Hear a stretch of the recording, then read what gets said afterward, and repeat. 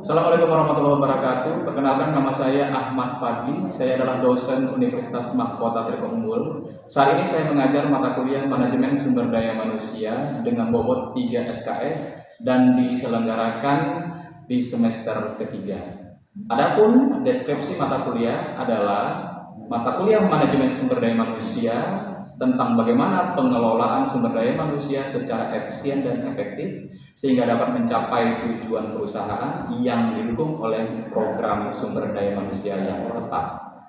Adapun pencapaian pada mata kuliah Manajemen Sumber Daya Manusia, bahwa mahasiswa mampu memahami ruang lingkup manajemen sumber daya manusia, mahasiswa mampu menyusun program perencanaan sumber daya manusia, mahasiswa mampu mengetahui kebutuhan kompetensi SDM, mahasiswa mampu menganalisis cara-cara pengembangan pemeliharaan karyawan.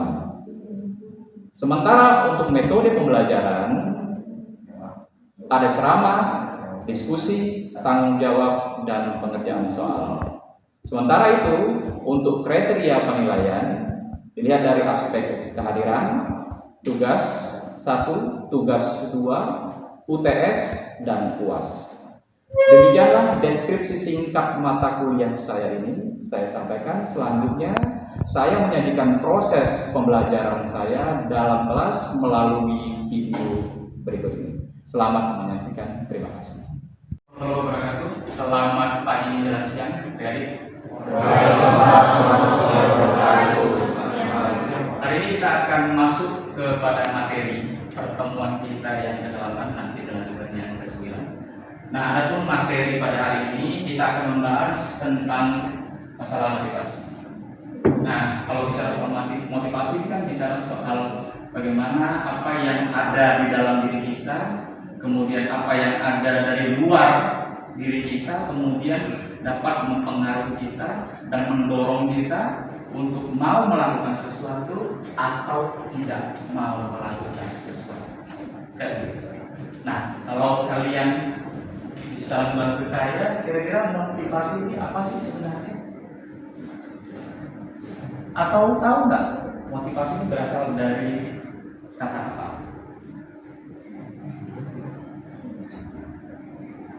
Oke. Saya jelaskan. Nah, motivasi itu berasal dari kata mover, yaitu dorongan. Dorongan yang berasal dari dalam diri kita dan juga bisa berasal dari luar diri kita. Dari dalam diri kita itu ada macam-macam gitu penyebabnya. Misalnya keinginan kita untuk mendapatkan sesuatu, kemudian hasrat kita untuk memiliki sesuatu. Ini menyebabkan kita punya dorongan yang sangat kuat untuk memperolehnya. Kan begitu. Sama seperti kita yang berada di sini sekarang kalian. Hujan, badai, apapun namanya itu tetap ada bulan tebu agar supaya kalian bisa menjadi sarjana, kan begitu. Jadi karena dorongan kalian menjadi sarjana lah, kemudian kalian mau kemari. Itu dari dalam diri. Dari luar, misalnya motivasi yang berasal dari orang-orang di sekitar kita atau lingkungan di sekitar kita, itu juga bisa membentuk motivasi yang ada pada diri kita. Misalnya dari keluarga, oh jadi harus sarjana, atau dari pacar bahkan, ya kan, orang yang terdekat sama kita, orang yang kita sayang bilang, kamu harus jadi sarjana. Kalau kamu nggak jadi sarjana, saya nggak mau sama kamu. Ah, coba punya pilihan apa kita kalau sudah begitu? Mau nggak, mau suka tidak suka, kita harus mendorong tubuh diri kita untuk bisa mencapai apa yang kita inginkan. Kan? Oke, next. Nah, Joseph R. Perry mengatakan bahwa motivasi adalah keinginan yang terdapat dari dalam diri. Seorang individu yang merangsangnya melakukan tindakan. Jadi ada rangsangan gitu. Ada semacam triggering yang menyebabkan kita mau melakukan sesuatu. Kemudian kita berusaha untuk mewujudkannya dengan apa yang ada dari diri kita. Oke. Next. Nah, sebenarnya tujuan motivasi itu apa sih? Nah, jika melihat dari beberapa poin ini, kita akan coba bahas satu persatu.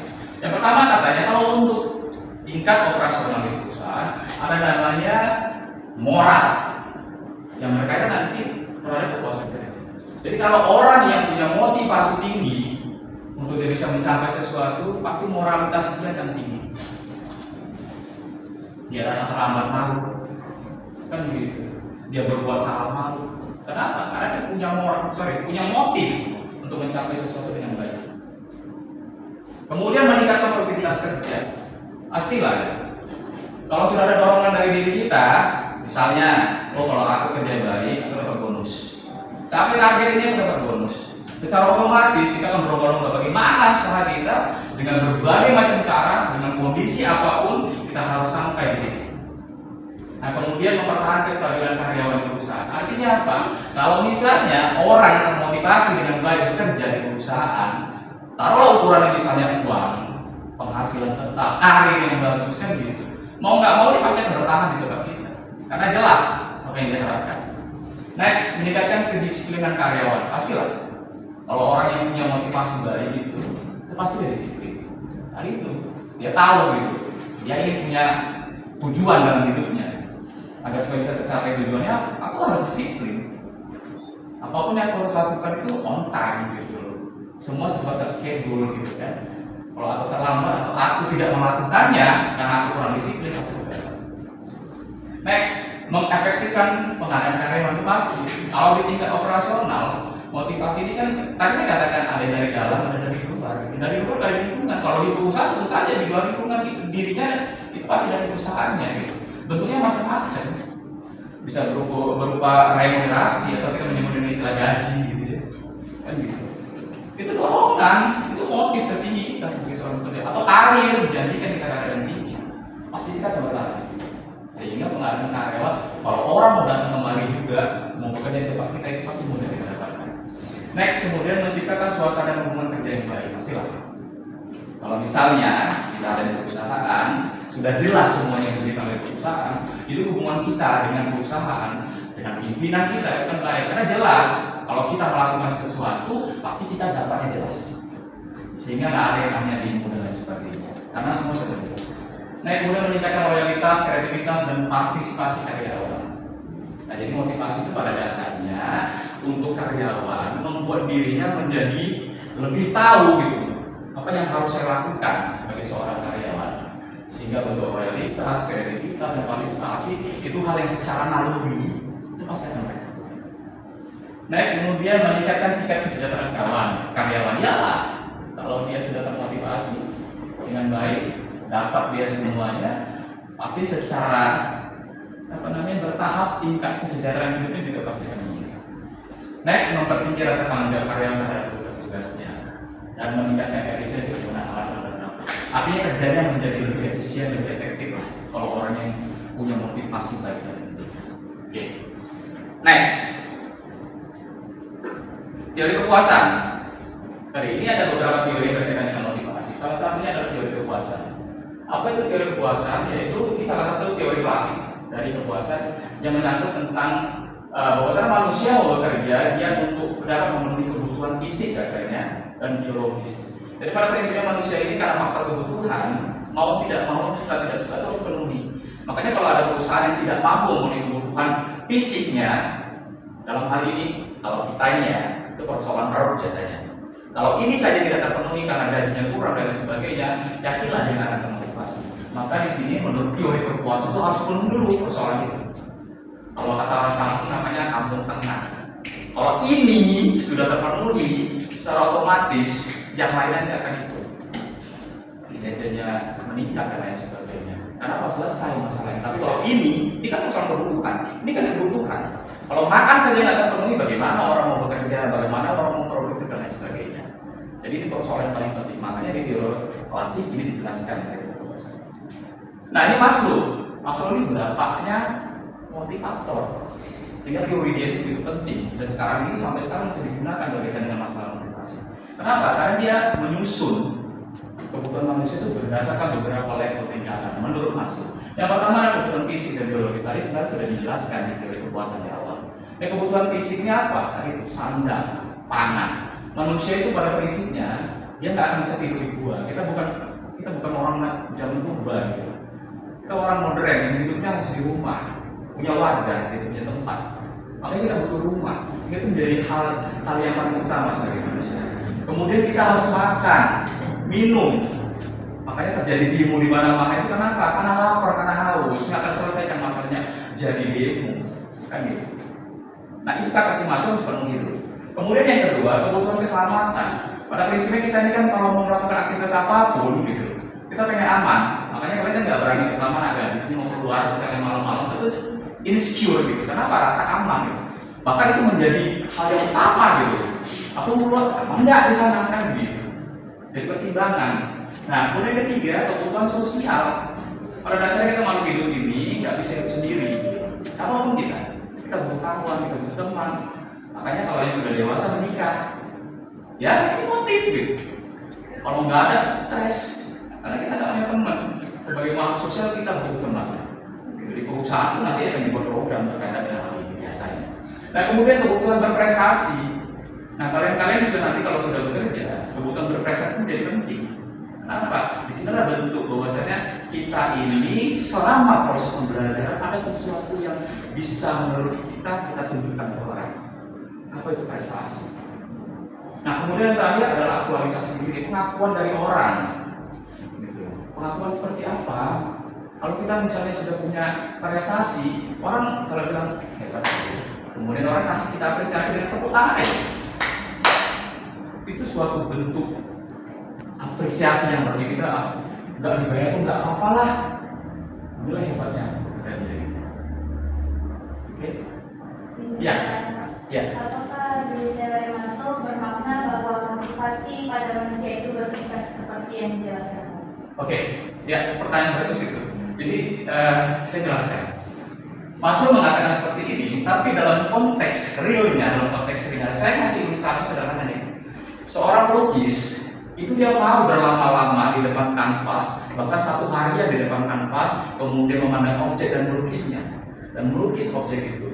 Sampai terkadang dia bisa lupa kebutuhan kampung tengahnya yang tadi ini yang pertama sebenarnya. Ya kan? Dia bahkan nggak mikir aku lapar, aku haus, nggak ada itu gitu. Artinya apa? Kalau melihat kondisi itu, kebutuhan Maslow ini hanya bersifat teoritis. Pada kenyataannya, kebutuhan ini tidaklah selalu demikian bertingkat. Contoh misalnya orang yang tinggalnya di daerah konflik itu nggak akan pernah mikir makan, makanya dia berani kan mencari suaka politik ke negara lain melewati lautan. Bahkan kita ada beberapa kasus terdengar gitu kan, para eksodus yang mencoba cari aman di negara lain itu kemudian jadi korban gitu karena menyeberangi lautan dan meninggal dunia gitu. Itu cari apa dia? Apa yang dia cari? Rasa aman kan? Artinya ini dilewati sama dia.